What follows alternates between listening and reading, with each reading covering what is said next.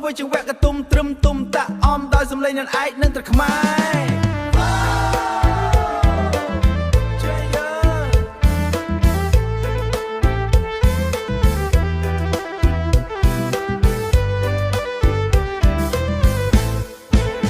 សាឡាអង្គក្ដីថ្លៃធ្នូពន្លឺបណ្ដុះកូនខ្មែរឲ្យមានចំណេះដឹងក្របព្រះពុទ្ធសាសនាជាគន្លងល្អដឹកនាំជីវិតឲ្យបានត្រឹមត្រូវអោសាឡា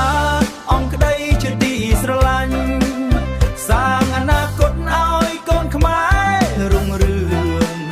របងខ្លាំងទ្វាផ្លូវថ្នល់ភ្លឺស្អាតសមិទ្ធផលថ្មីលេចធ្លោក្នុងសាលាក្រោមការដឹកនាំព្រះភិក្ខុសុទ្ធបញ្ញោឆាយសុភារៈព្រះគ្រូមានព្រះគុណខិតខំកសាងដោយចិត្តសត្យទាជួយសាលារៀនឲ្យរីកចម្រើនអោសាលាអង្គក្ដីជាទីស្រឡាញ់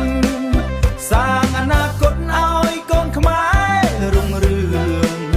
របងខ្លាំងទ្វាផ្លូវថ្នល់ភ្លឺស្អាត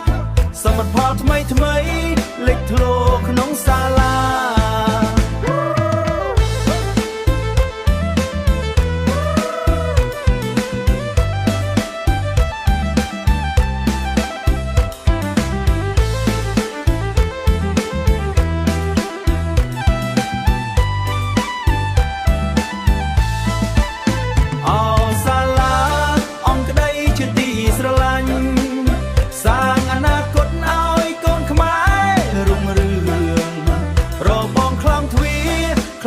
ផ្លូវថ្នល់ភ្លឺស្អា